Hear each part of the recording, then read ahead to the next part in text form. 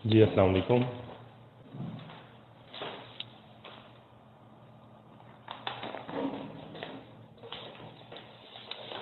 आज कुछ नए लोग नज़र आ रहे हैं। एहसन अली, कुछ नए नाम देखने में आ रहे हैं। एहसन, क्या फर्स्ट टाइम है आपकी, ये पहली क्लास अटेंड कर रहे हैं?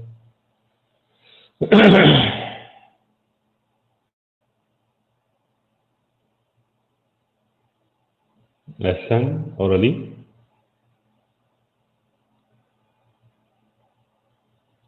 Knock knock. जी, एहसन और अली मौजूद हैं?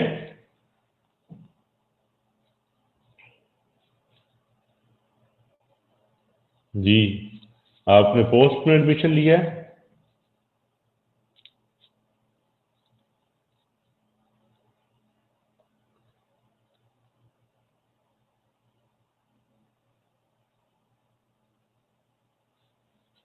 जी, गुम जाते हैं एहसन साहब। अली साहब तो वैसे ही गुमे हुए हैं, कहीं पे नजर ही नहीं आ रहे। अली साहब,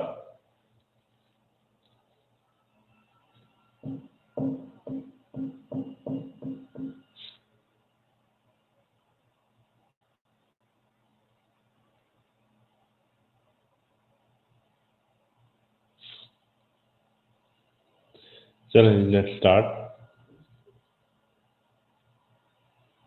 बिस्मिल्लाहिर्रहमानिर्रहीम। गुज़िश्ता लेक्चर तक हमने देखी थी, फर्म की कास्ट के हवाले से डिस्कशन की थी, और कास्ट में हमने शॉर्ट रन कास्ट और लॉन्ग रन कास्ट की डिस्कशन कर ली थी, और पता चल गया था कि हमारी फर्म्स की कास्ट का बिहेवियर कैसे होता है, शॉर्ट रन में कैसा बिहेवियर होता है, लॉन्ग रन में कैसा बिहेवियर होता है। एवरेज कॉस्ट की डिस्कशन हमने कर ली थी। वी अंडरस्टूड कि एवरेज कॉस्ट जो होती है वो कैसे काम कर रही है, और हमारी एवरेज कास्ट और मार्जिनल कास्ट के बिहेवियर हमें पता चले थे, और हम उसमें अंडरस्टैंडिंग अपनी डेवलप कर ली थी कि एवरेज कास्ट और मार्जिनल कास्ट एवरेज कास्ट को लोएस्ट पॉइंट से कट करती है, और जब तक मार्जिनल कास्ट एवरेज कास्ट से कम होती है आपकी एवरेज कास्ट डिक्रीज हो रही होती है, और जैसे ही मार्जिनल कास्ट एवरेज कास्ट के बराबर आती है तो एवरेज कास्ट लोएस्ट होती है, और जब मार्जिनल कास्ट एवरेज कास्ट से बढ़ जाती है तो आपकी एवरेज कास्ट इंक्रीज होना शुरू हो जाती है। ये सारी चीज़ें हमने अब तक की डिस्कशन में कॉस्ट के हवाले से देख ली। तो हम डिस्कशन कर क्या रहे हैं, ओवरऑल ऑब्जेक्टिव क्या है? फर्म का इक्विलिब्रियम पॉइंट ढूंढना है, और फर्म का इक्विलिब्रियम पॉइंट हमने कहा था क्या था?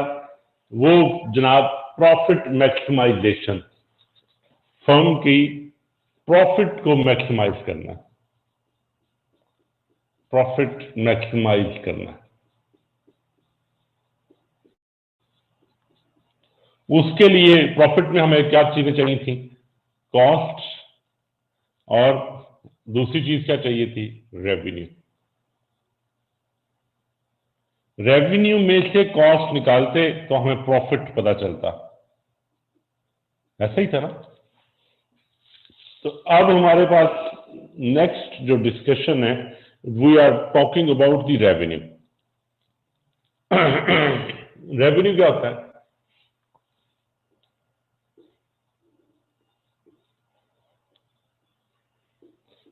रेवेन्यू होता क्या है?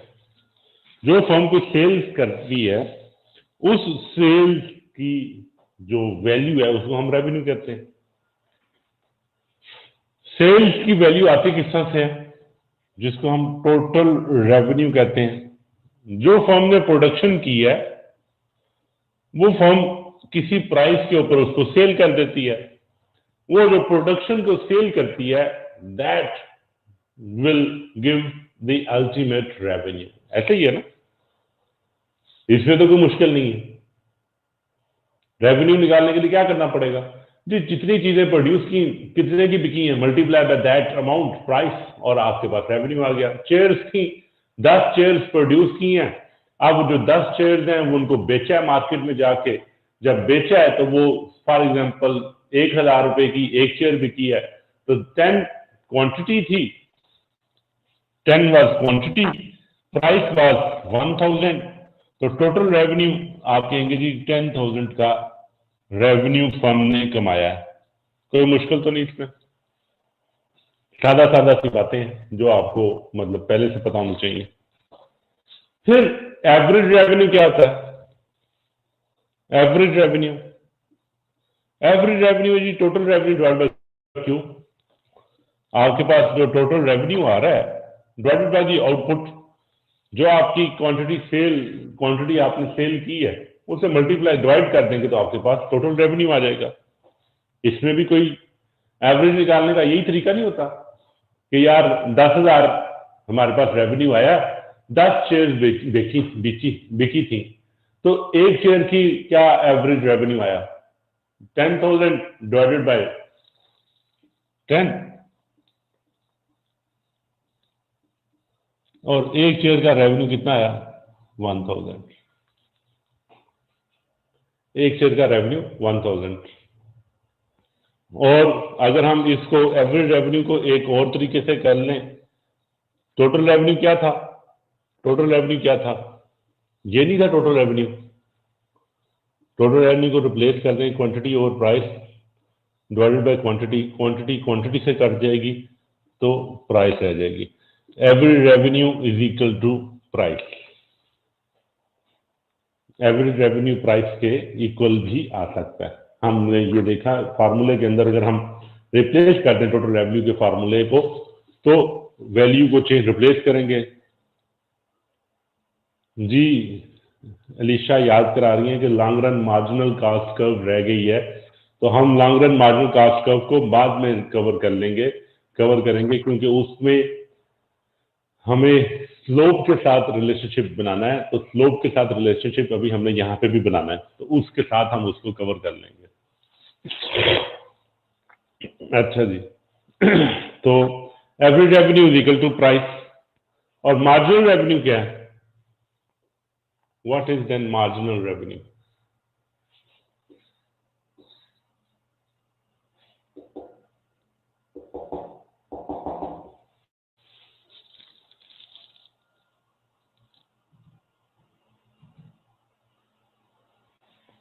मार्जिनल रेवेन्यू जी बिल्कुल ठीक कह रहे हैं, change in total revenue and divided by marginal revenue, change in total revenue divided by change in quantity. Marginal revenue, एक हर एडिशनल यूनिट की के सेल करने से जो एडिशनल रेवेन्यू कमाया उसको हम मार्जिनल रेवेन्यू कहते हैं। ये कोई मुश्किल तो नहीं है अभी तक, सादा सादा सी बातें हैं। टोटल रेवेन्यू की समझ आ जाएगी, एवरेज रेवेन्यू की समझ आ जाएगी, average revenue is equal to price, उसकी भी समझ आ जाएगी। ये कोई फार्मूले के अंदर हमने रिप्लेस की टोटल रेवेन्यू की value, nothing else. Marginal revenue की हमें समझ आ जाएगी कि marginal if we are talking about addition in revenue due to change in additional quantity, change in revenue due to change in quantity, वो हमारे पास मार्जिनल की कॉन्सेप्ट, मार्जिनल का कॉन्सेप्ट हम काफी दफा डिस्कस करके आ चुके हुए हैं। अच्छा जी, ये तो हमें रेवेन्यू के हवाले से समझ आ गई, लेकिन अब हम देखना चाह रहे हैं कि रेवेन्यू के, जिस तरह हमने कॉस्ट के बिहेवियर समझे, कॉस्ट के लिए हमने शॉर्ट रन के अंदर, जो मैं सिर्फ ये आपकी रिवीजन के लिए दिखा रहा हूं, शॉर्ट रन के अंदर हमने कॉस्ट के बिहेवियर समझे,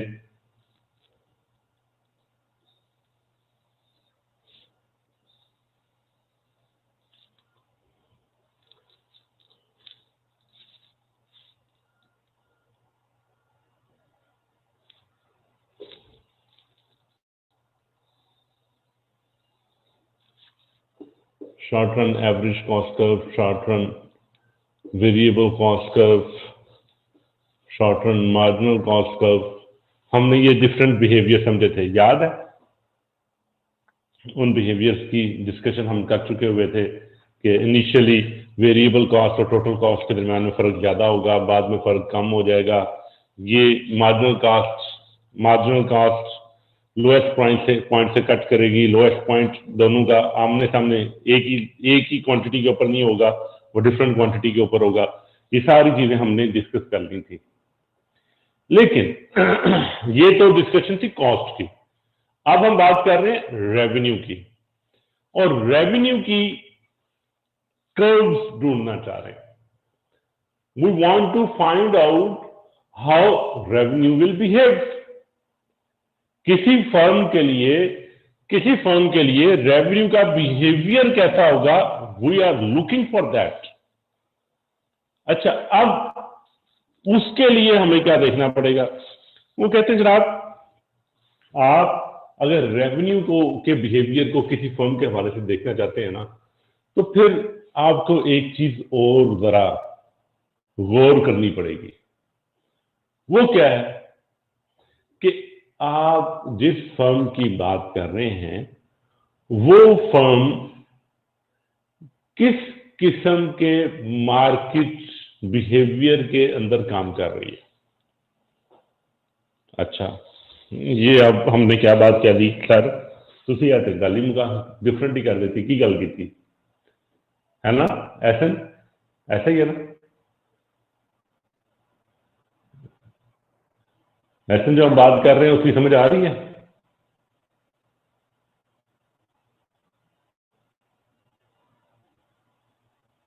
अच्छा, समझ आ रही है, चलें गुड। अली, आपको भी समझ आ रही है बात जो हम कर रहे हैं?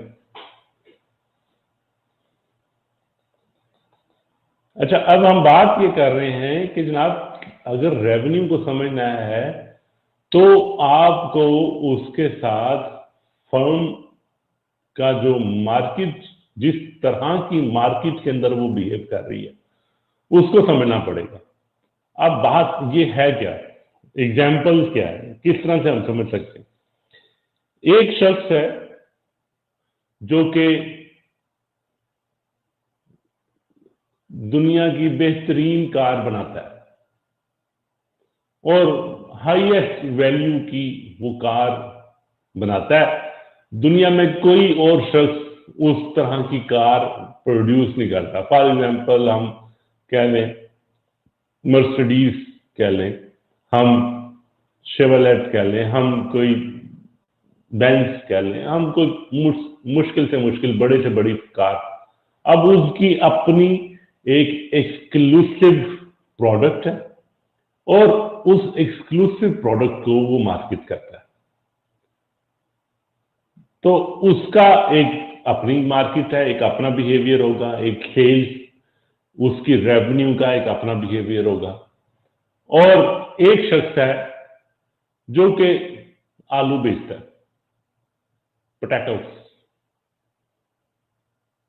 अब उसके पास जो पोटैटोस मौजूद हैं, जो आलू मौजूद हैं, उनमें और कोई दुकान, दूसरी दुकान जो उसके साथ, जिसने ठेला लगाया हुआ है, साथ जो दुकान में बैठा हुआ है, उसके पास भी पोटैटोस मौजूद हैं, आलू मौजूद हैं। तो दोनों के प्रोडक्ट के अंदर कोई फर्क नहीं होगा, कोई एक्सक्लूसिवनेस नहीं होगी। तो अब दोनों का बिहेवियर विल बी डिफरेंट, होगा कि नहीं होगा? एक शख्स जो मर्सिडीज बेच रहा है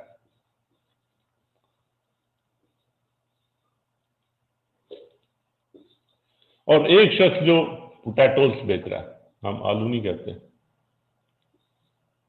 पोटैटोस बेच रहा है और मर्सिडीज बेच रहा है, अब वो दोनों क्या एक जैसा ही बिहेवियर रखेंगे? दोनों की मार्केट, क्या रेवेन्यूज का जो बिहेवियर है वो एक जैसा होगा? तो हमें समझ आती है कि नहीं सर, ऐसा नहीं होगा। जो पोटैटो वाला है, जो आलू वाला है, वो अपनी, क्योंकि उसके पास कोई एक्सक्लूसिव प्रोडक्ट नहीं है, वो मार्केट के मुताबिक चलने की कोशिश करेगा। अगर मंडी का रेट है 10 रुपए किलो, तो उसको प्रोडक्ट अपनी 10 रुपए किलो ही में बेचनी पड़ेगी। अगर मंडी का रेट है 20 रुपए किलो, 50 रुपए किलो, 100 रुपए किलो, तो वो प्रोडक्ट अपनी मंडी के रेट के मुताबिक ही बेच सकता है। वो ये नहीं कह सकता कि मंडी का रेट है 10 रुपए किलो, मैं तो 1000 रुपए किलो में बेचूंगा।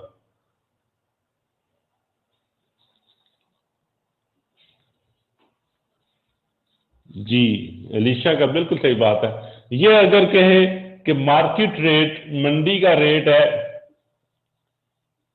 ₹10, but I am selling on rupees, for example हम ज्यादा भी नहीं करते, 15 पर केजी, तो क्या होगा? मार्केट कहेगी भाई खुदा का खौफ करो, ये साथ वाली दुकान से मैं अभी 10 रुपए की ले लेता हूं, तुमसे मैं क्यों 15 रुपए का लूं? और ये दूसरा मर्सिडीज वाला बंदा ये कहेगा नहीं कि मार्केट में दूसरी प्रोडक्ट्स कौन सी हैं, अगर $1 मिलियन की भी हैं, I have exclusive product, I want to sell it for $2 million, मैं तो इतने में बेचूंगा। He can say that. इसकी अपनी एक मार्केट है, एक अपना एक कस्टमर बेस है, एक अपनी। सो इस सारी बात से हमें क्या चीज समझ आई कि हम रेवेन्यू को समझ नहीं सकेंगे जब तक कि हम मार्केट के बिहेवियर को नहीं समझेंगे। सो रेवेन्यू के बिहेवियर को समझने के लिए, उसको प्रॉपरली अंडरस्टैंड करने के लिए, we are compelled, we are bound to understand market behaviour. अब मार्केट स्ट्रक्चर जो जिसको हम कहते हैं, मार्केट स्ट्रक्चर कितनी तरह का होता है? इकोनॉमिस्ट भाइयों ने क्या किया, उन्होंने मार्केट स्ट्रक्चर को डिफरेंट, आज तो जल्दी आ गई हैं हम ना, अच्छा जी, मार्केट स्ट्रक्चर को उन्होंने डिफरेंट तरह से आइडेंटिफाई किया। उन्होंने कहा एक मार्केट स्ट्रक्चर हो सकता है जनाब आपका, हम उसको कहते हैं परफेक्ट कंपटीशन।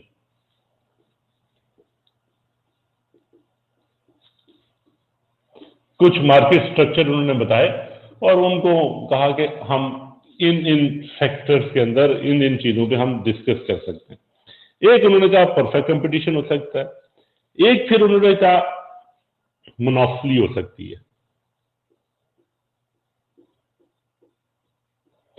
फिर उन्होंने कहा आपका मोनोपोलिस्टिक कंपटीशन हो सकता है।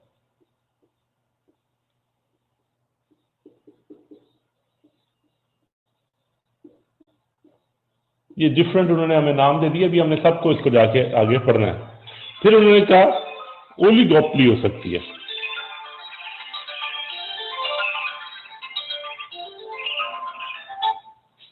उन्होंने कहा ओलिगोपोली हो सकती है।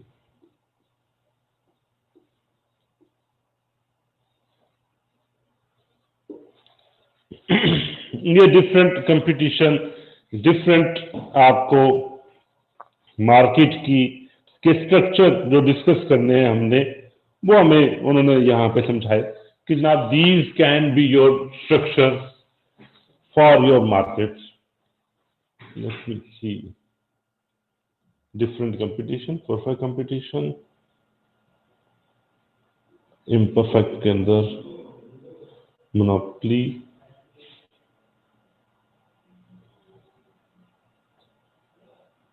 ओलिगोपोली,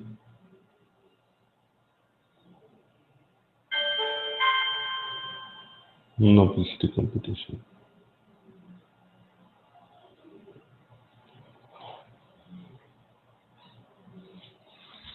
ये जनाब आपके सामने उन्होंने ये 4 डिफरेंट स्ट्रक्चर बता दिए कि भाईजान जब आपने कभी मार्केट के अंदर डिस्कस करना है तो मार्केट के स्ट्रक्चर्स 4 डिफरेंट तरह के स्ट्रक्चर्स हो सकते हैं। हमने कहा जी बहुत अच्छी बात है इकोनॉमिस्ट भाई, आपने हमें समझा दिया, लेकिन ये क्या आपने जो नाम इस्तेमाल किए इनका क्या मतलब, मतलब क्या है, मकसद क्या है, उसको हम देखते हैं। आज के दिन हम परफेक्ट कंपटीशन की बात करेंगे कि परफेक्ट कंपटीशन क्या होता है, परफेक्ट कंपटीशन की मार्केट का स्ट्रक्चर क्या होता है, और परफेक्ट कंपटीशन के अंदर बिहेवियर क्या होता है। हम पढ़ क्यों रहे हैं वो मैंने आपको समझाया कि जनाब क्योंकि हमने फर्म का इक्विलिब्रियम ढूंढना है और फर्म के इक्विलिब्रियम को ढूंढने के लिए हमें प्रॉफिट चाहिए। प्रॉफिट को देखने के लिए हमें रेवेन्यू को समझना पड़ेगा। रेवेन्यू को समझने के लिए हमें टोटल रेवेन्यू, एवरेज रेवेन्यू की बातें समझ आई। फिर हमें रेवेन्यू को समझने के लिए पढ़ना पड़ेगा मार्केट स्ट्रक्चर को, और मार्केट स्ट्रक्चर को समझने के लिए हम स्टार्ट कर रहे हैं परफेक्ट कंपटीशन से। ठीक है जी, लॉजिकल फ्लो हमारा अल्हम्दुलिल्लाह ठीक है। अब परफेक्ट कंपटीशन क्या होता है? इकोनॉमिस्ट भाइयों ने क्योंकि अब तक आपको पता चल गया होगा कि इकोनॉमिक्स में हम कुछ थ्योरेटिकल चीजें बिल्ड करते हैं to understand the human behaviour, to understand the behaviour of economy. Economy के बिहेवियर को अंडरस्टैंड करने के लिए हम थ्योरीज बिल्ड करते हैं। हम उनको प्रैक्टिकली देख नहीं पाते, but we need those theories, we need those instances, we need those thoughts to analyze the behavior of economy। हम तो परफेक्ट कंपटीशन भी एक थ्योरेटिकल मामला है। ऐसे फिर आ गए ऐसे बोलते नहीं है, कट्टी तो नहीं हुई हमसे। अच्छा, ना अली हमसे बोल रहे हैं ना हसन बोल रहे हैं। अच्छा जी, परफेक्ट कंपटीशन में एक उन्होंने हमें कहा कि जनाब ये परफेक्ट कंपटीशन हम बात किसकी कर रहे हैं। उन्होंने कहा जनाब परफेक्ट कंपटीशन एक ऐसी मार्केट की बात कर रहे हैं जिस मार्केट के अंदर आपकी कुछ बिहेवियर पाए जाते हैं। वो बिहेवियर क्या है? What are those things that are the characteristics of the perfect competition? वो जनाब उन्होंने कहा होमोजीनियस प्रोडक्ट।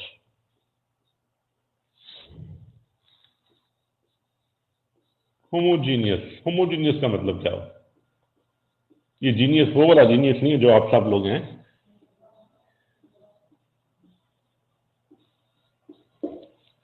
होमोजीनियस प्रोडक्ट का मतलब ये है कि जनाब जो प्रोडक्ट मार्केट में मुख्तलिफ लोग सेल कर रहे हैं जो मुख्तलिफ लोग प्रोडक्ट मार्केट में जो कंपीट करते हुए कंपीटिंग सेलर हैं, जो मार्केट में वो प्रोडक्ट जिसकी ये परफेक्ट कंपटीशन मार्केट स्ट्रक्चर है, वो product by all means same है।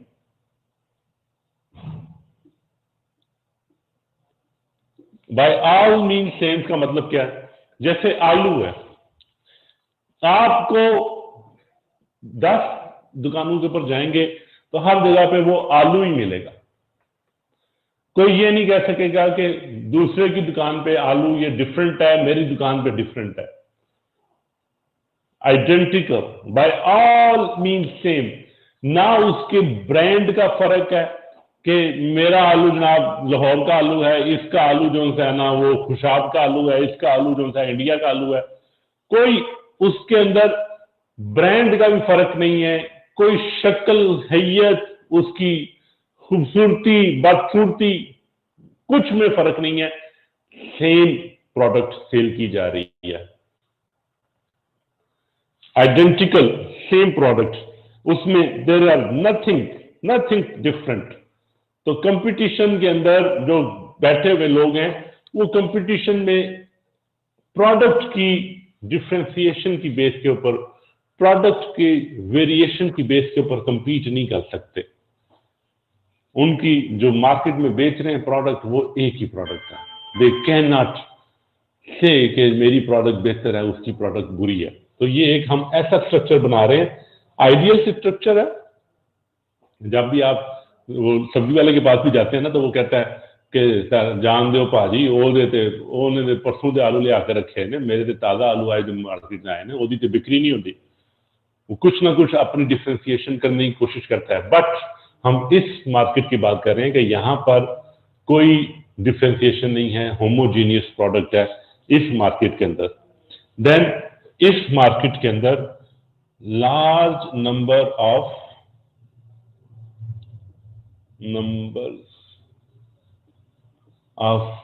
बायर्स, खरीदार भी बहुत हैं,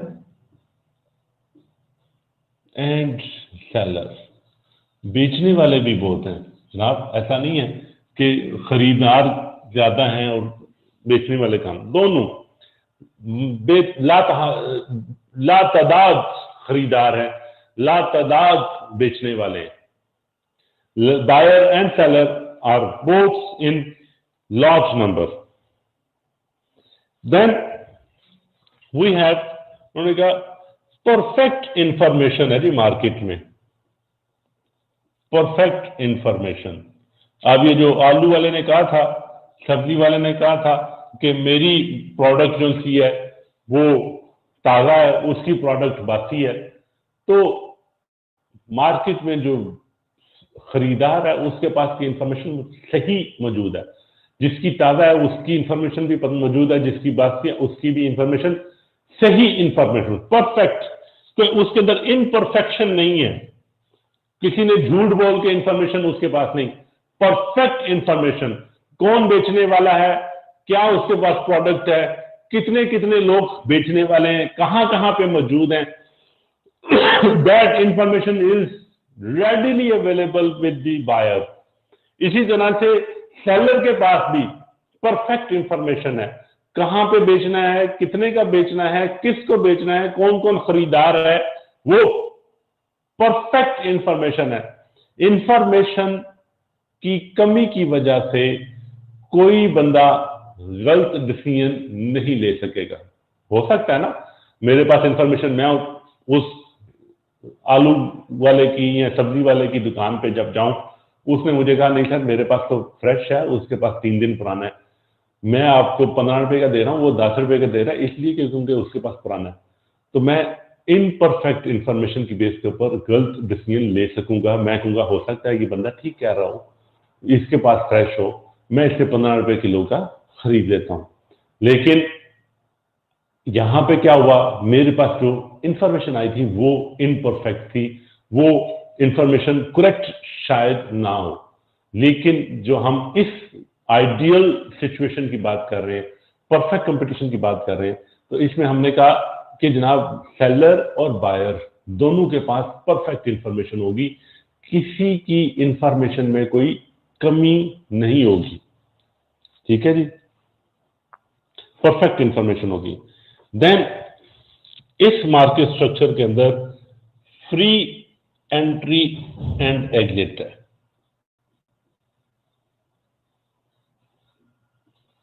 एंट्री एंड एग्जिट क्या होता है जी?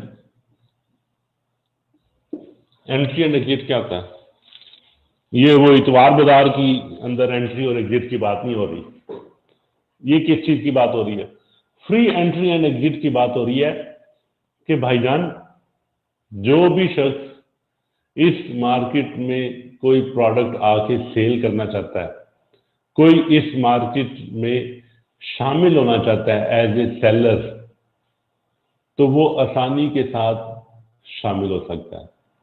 जब चाहे वो बिजनेस स्टार्ट कर सकता है, जब चाहे वो बिजनेस बंद कर सकता है, उसके ऊपर कोई पाबंदी नहीं। फ्री एंट्री एंड एग्जिट, क्या कोई आपको इस तरह की मार्केट नजर आती है जहां पे फ्री एंट्री एंड एग्जिट हो? आपने अगर समोसे भी बनाने हैं, समोसे वाला भी चले, समोसे भी बनाने हैं, तो उसके लिए भी आपको कुछ प्रोडक्ट चाहिए, कोई आप उसके लिए इन्वेस्टमेंट करेंगे, वो इन्वेस्टमेंट चूल्हा हो, तेल हो, बर्तन हो, सारी चीजें वो भी आपने खरीदने हैं, और फिर वो चूल्हे बर्तन कुछ आपने डिस्पोज ऑफ करने हैं। तो आसान है समोसे वाले के लिए एंटर होना भी, क्योंकि किसी के ऊपर पाबंदी नहीं, कोई लाइसेंस नहीं लेना, कोई आपने कोई बड़ी फैक्ट्री नहीं लगानी, जाके मार्केट से 500 रुपए का चूल्हा लेना है, 200 रुपए की आपने कढ़ाई लेनी है, और 300 रुपए का आपने सामान डालना है, वो मैदा शैदा आलू वगैरह बाकी सब्जी तरकारी ली और आपने समोसे बनाने शुरू कर दिए। लेकिन फिर भी there are certain things that you need to have to sell the samosas. और अगर आप बिजली बना के बेचना चाहें तो क्या आईपीपीज जो हमारे लगे हैं, independent power producers, IPPs Pakistan में है, वो इंडिपेंडेंट पावर प्रोड्यूसर्स के लिए इतनी बड़ी पहले इन्वेस्टमेंट करनी पड़ेगी, कारखाने लगाने पड़ेंगे, बाहर से मशीनरी इंपोर्ट करनी पड़ेगी, मशीनरी इंपोर्ट करके यहाँ पे आप इंपोर्ट के लाइसेंस लेना पड़ेगा, इंपोर्ट आएगी, फिर आप वो लगाएंगे, फिर जब आप प्रोड्यूस भी कर लेंगे तो फिर भी आप गवर्नमेंट आपको बेचने नहीं देगी। गवर्नमेंट कहेगी मेरे साथ एग्रीमेंट करो, मैं तुम्हें लाइसेंस दूंगा कि आप बेचो तो फिर तुम बेच सकोगे। और इसी तरह से अगर तुमने सिस्टम से आउट होना है, बंद करना है आईपीपी अपना, तो भी आपको मुझसे इजाजत लेनी पड़ेगी कि आप अपने कारखाना बंद कर रहे हैं, आपको मैं इजाजत दूंगा तो फिर ही आप कारखाना बंद कर सकेंगे, वरना नहीं कर सकेंगे। तो वहां पे exit and entry is a cumbersome, that is a problematic issue. वहां पे उस मार्केट के अंदर किसी शख्स ने बिजली बना के बेचनी शुरू करनी है, उस मार्केट के अंदर उसको मुश्किल होगी बिजली बनाना शुरू करना और बेचना। और लेकिन अगर समोसे बनाने वाला या आलू बेचने वाला या कोई और, तो उसकी हमें निस्बतन इजी एंट्री एंड एग्जिट लगती है। But still there are certain barriers, certain issues that need to be resolve. तो लेकिन जो हम परफेक्ट कंपटीशन की बात कर रहे हैं, हम परफेक्ट कंपटीशन में एक ऐसा स्ट्रक्चर बना रहे हैं जिस स्ट्रक्चर के अंदर उन्होंने कहा आज आप अपना कारोबार शुरू करना चाहें तो बटन दबाएं, आपका कारोबार शुरू हो जाए। आज आप अपना कारोबार खत्म करना चाहें तो बटन दबाएं, आज आपका कारोबार खत्म हो जाए। उसमें कोई एंट्री एंड एग्जिट के ऊपर कोई कॉस्ट नहीं है, कोई आपको इश्यू नहीं है स्टार्ट करने में, और प्रॉब्लम कोई नहीं है। फिर एक और फैक्टर हमें, last but not the least, free factor mobility, perfect mobility of factor of production. हमने कहा perfect mobility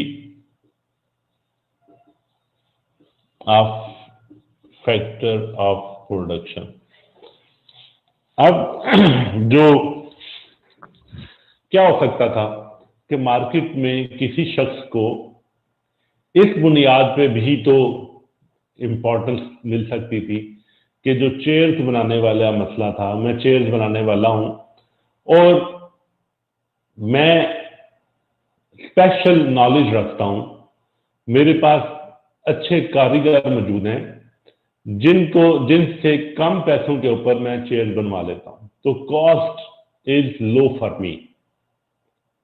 factor of production की कॉस्ट मेरे लिए लो है, लेकिन दूसरे शख्स के लिए जो मेरे पास स्पेशलिस्ट बंदा मौजूद है, जिस कॉस्ट के ऊपर मैं उससे कुर्सी बनाता हूं, दूसरे शख्स के पास वो बंदा मौजूद ना हो और उसके पास वो ऑप्शन ना हो, तो लामहला मार्केट के अंदर जो कम कॉस्ट के ऊपर कुर्सी बना रहा है, वो मार्केट में फिर भी कुछ ना कुछ मार्केट को गंदा कर सकता है, कंपीट कर सकता है, मार्केट के अंदर अपनी इंपॉर्टेंस बरकरार रख सकता है। ऐसा ही है ना, एक शख्स है जो कि कुर्सियां चाहे होमोजीनियस प्रोडक्ट हो, large number of buyer seller भी हो, परफेक्ट इंफॉर्मेशन भी हो, फ्री एंट्री एंड एग्जिट भी हो, लेकिन एक शख्स को चेयर्स वो बनती है 500 रुपए में और दूसरा शख्स को वो चेयर बनती है 700 रुपए में, तो लामहला दोनों का प्रॉफिट सेम नहीं होगा। 500 रुपए वाला अगर 1000 रुपए में कुर्सी बिक रही है तो ये फिर भी 900 रुपए में बेचकर अपना 400 रुपए का नफा कमा लेगा, और जो 700 वाला है वो अगर 900 में बेचेगा तो उसको सिर्फ 200 रुपए का नफा आएगा। तो इस वजह से मार्केट की कंपटीशन सेम लेवल पे नहीं रहेगा। तो मार्केट के कंपटीशन को सेम लेवल पे रखने के लिए उन्होंने कहा कि ये जो परफेक्ट कंपटीशन के मार्केट स्ट्रक्चर की बात कर रहे हैं, ये जो हलाई किस्म का मार्केट स्ट्रक्चर है, ये हमारा ये कोई ऐसा स्ट्रक्चर नहीं है जिसको कि हम कह रहे हैं कि एक्चुअल एग्जिस्ट करता है, but it's a perfect competition that theoretical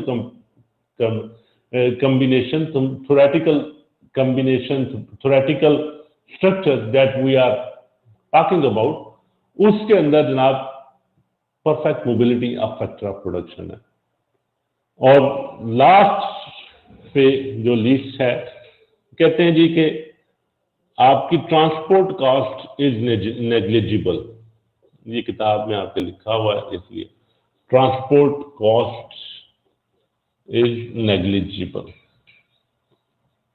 अब एक शख्स जो कि लाहौर में बैठा हुआ है वो भी उसी मार्केट के अंदर है, और एक कराची में बैठा हुआ है वो भी उसी मार्केट के अंदर है, तो अगर तो दोनों की प्राइस भी सेम है, दोनों की प्रोडक्ट भी सेम है, दोनों की कॉस्ट ऑफ प्रोडक्शन भी सेम है, तो फिर एक ही फर्क रह जाता है कि लाहौर वाला और कराची वाले की ट्रांसपोर्ट कॉस्ट सेम नहीं होगी। लेकिन वो कहते हैं कि वो नेग्लिजिबल है, उसको हमने इग्नोर कर देना है कि वो किसी भी शख्स को दूसरे शख्स के ऊपर कोई बर्तरी, कोई फजीलत, कोई खसूसियत हासिल नहीं है। आपकी बर्तरी, फजीलत, खसूसियत सब बराबर कर दी, आपको होमोजीनियस प्रोडक्ट कर दिया, लार्ज नंबर बायर सेलर कर दिया, परफेक्ट इंफॉर्मेशन कर दी।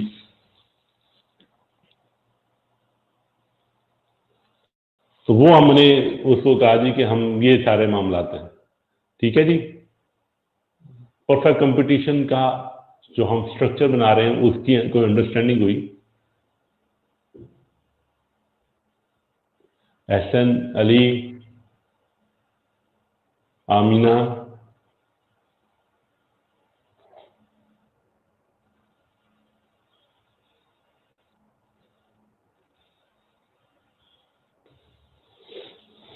अच्छा जी। अब जब आपके पास ये सब कुछ हो, जब मार्केट को हमने इतना सख्त कर दिया, तो इसके नतीजे में हमारे रेवेन्यू के ऊपर क्या असर होगा? जी नुमान, हमने यही बात यही कर रहे हैं कि ये एक थ्योरेटिकल हम एक स्ट्रक्चर बना रहे हैं। नुमान पूछ रहे हैं कोई एग्जांपल इसकी परफेक्ट कंपटीशन की, तो हम यहाँ पे एक थ्योरेटिकल एक स्ट्रक्चर बना रहे हैं। हमारे इकोनॉमिस्ट क्या करते हैं? इकोनॉमिस्ट करते क्या हैं, अब उसको समझें। दो एक्सट्रीम्स बनाई और फिर उन एक्सट्रीम्स को एनालाइज किया और फिर देखा कि उन एक्सट्रीम्स को के नजदीक नजदीक कौन सा है। जैसे हमने यहां पे कहा, ये मैं नुमान की बात को सिर्फ समझने के लिए, कि परफेक्ट कंपटीशन ये एक एक्सट्रीम है, fully free, fully informative market में कंपटीशन, हाईएस्ट लेवल पे कंपटीशन। मोनोपोली भी एक एक्सट्रीम है, सिर्फ एक ही शख्स होता है, ये भी एक एक्सट्रीम है। अदर एक्सट्रीम, ये भी एक अदर एक्सट्रीम है। एक ही शख्स है, वही प्रोडक्ट बनाता है, वही बेचता है, उसी ने ही बेचना है, तो उसका मार्केट में स्ट्रक्चर को हमने डिस्कस किया। फिर उन दोनों के दरमियान में कहीं पे कुछ चीजें आती हैं, वो फिर उनके दरमियान में मिड वे में बिहेवियर, कुछ इसके अंदर उसकी खसूसियात, कुछ उसकी खसूसियात, फिर इसी तरह से मिड वे में कुछ इसके अंदर उसकी खसूसियात, उसकी खसूसियात। उन खसूसियात की बुनियाद पे आपके रेवेन्यू के बिहेवियर को समझते हैं, जो हमारा मकसद था कि टोटल रेवेन्यू क्या है, एवरेज रेवेन्यू क्या है, मार्जिनल रेवेन्यू क्या है, बेसिक। अब हमारा हम इस सारी डिस्कशन से टोटल रेवेन्यू के कर्व को ढूंढना चाह रहे हैं कि टोटल रेवेन्यू का कर्व इस तरह का होगा, इस तरह का होगा, इस तरह का होगा, किस तरह का होगा। एवरेज रेवेन्यू के कर्व को ढूंढना चाह रहे हैं, एवरेज रेवेन्यू का कर्व इस तरह का होगा, इस तरह का होगा, इस तरह का होगा, किस तरह का होगा। हमारी सारी डिस्कशन रेवेन्यू के कर्व्स को ढूंढने की डिस्कशन है अभी। उसके लिए ये सारी बातें, ये सारा सरदर्दी हम उस काम के लिए कर रहे हैं। अच्छा, परफेक्ट कंपटीशन के अंदर हम पहुंचे। हमने कहा जी कि परफेक्ट कंपटीशन है ना, उसको कहीं पे प्रोडक्शन के अंदर किसी दूसरे शख्स को एडवांटेज है, ना मार्केट के अंदर किसी खसूसियात की बिना पे किसी को एडवांटेज है, ना इंफॉर्मेशन की कमी की वजह से एडवांटेज है, ना किसी को एंट्री एंड एग्जिट के ऊपर कोई पाबंदी है, ना फैक्टर ऑफ प्रोडक्शन की मोबिलिटी के अंदर पाबंदी है कोई, ना आपकी ट्रांसपोर्ट कास्ट का इशू है। तो दैट मीन्स के आपके जो प्रोड्यूसर्स हैं वो भी फुली इंडिपेंडेंट हैं, एक्सट्रीमली एक independent kind of a thing है, और जो सेलर हैं वो भी इंडिपेंडेंट है, किसी को कोई पाबंदी कोई नहीं है। अब इनसे जब ये खसूसियात मार्केट के अंदर होंगी तो what will happen, our finding for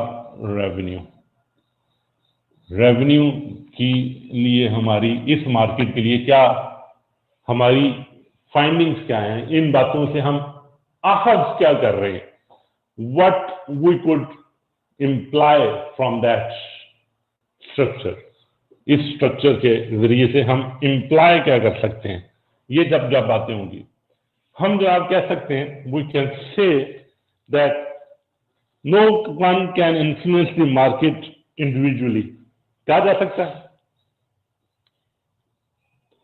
जब पता है कि इंफॉर्मेशन सबकी बराबर है, मैन्युफैक्चरिंग कॉस्ट बराबर है, तो हम ये कहेंगे no one can influence the market individually.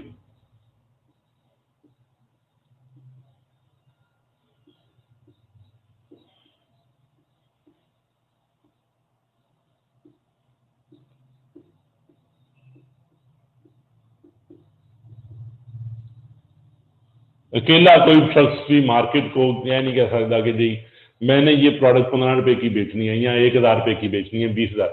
You will have to surrender before the market.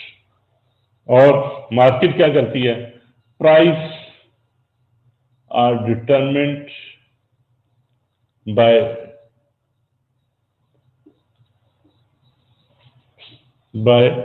कौन डिटरमिन करता है, डिमांड एंड सप्लाई फोर्सेस। वो मार्केट ही, demand and supply market forces जो हैं वो ही डिटरमिन करेंगी, वो उनके ऊपर कोई कदगन नहीं है, वो जो डिसाइड करें। डिमांड ज्यादा होगी तो वो जो हमने पहले मार्केट इक्विलिब्रियम की बातें पढ़ी हैं, मार्केट इक्विलिब्रियम का कहां पे आना है वो क्लियरली मार्केट विल डिसाइड। उसमें कोई सप्लायर कोई बायर उस प्राइस को इन्फ्लुएंस नहीं कर सकता अगर ये कंडीशंस मौजूद हैं, है ना। इंडिपेंडेंट है market from supplier from buyer, वो अपनी मर्जी से डिमांड एंड सप्लाई के ऊपर सिर्फ बिहेव करेगी। फर्म, इसके नतीजे से हम ये नतीजा निकाल सकते हैं कि फर्म इज, उसको सरे तस्लीम खान करना पड़ेगा, firm is price taker, market की जो प्राइस होगी उसी को एक्सेप्ट करना पड़ेगा। और दूसरा, फर्म के हवाले से हम एक नतीजा निकाल सकते हैं, firm demand curve will be perfectly elastic.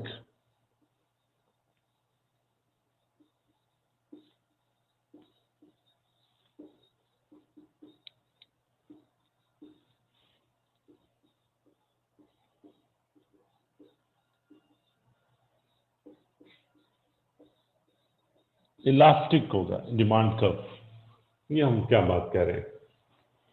अब जनाब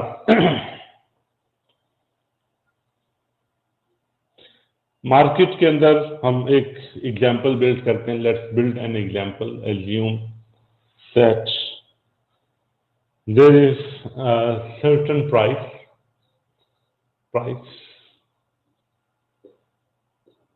rupees 10 and quantity units sold 1। जब आपका 10 रुपए प्राइस है और आपने 1 यूनिट सेल किया, that means your total revenue कितना है, your total revenue is Q into P, ये नहीं था, that means 10 into 1 10। Your average revenue क्या है, एवरेज रेवेन्यू था total revenue divided by Q। total revenue 10 divided by 1, average revenue भी 10. And then your marginal revenue क्या है? Marginal revenue क्या था? Change in total revenue divided by change in quantity sold. 1 unit बेचा और 10 रुपए total revenue के अंदर इजाफा हुआ, तो 10.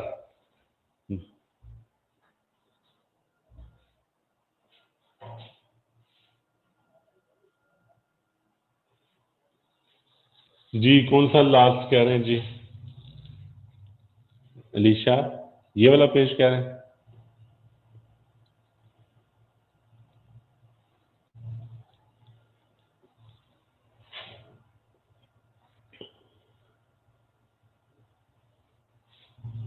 जी चले, अच्छा जी. तो 10 रुपए प्राइस की मार्केट की, 1 यूनिट बेचा, टोटल रेवेन्यू भी 10, एवरेज रेवेन्यू भी 10, मार्जिनल रेवेन्यू भी 10. 10 रुपए की ही प्राइस है, क्योंकि प्राइस को तो हम नहीं छेड़ सकते, हमारे इख्तियार में नहीं है, इंडिपेंडेंट है हमसे. दूसरा यूनिट बेचा, टोटल रेवेन्यू कितना हो गया? 20. एवरेज रेवेन्यू कितना है? 20 by 2, 10. मार्जिनल रेवेन्यू कितना है? चेंज इन टोटल रेवेन्यू कितना है? 10. चेंज इन क्वांटिटी कितनी है? 10. फिर वो 10 आ गया. Then price remains 10, we sold third, total revenue increased to 30, average revenue remains on 10, marginal revenue remains on 10.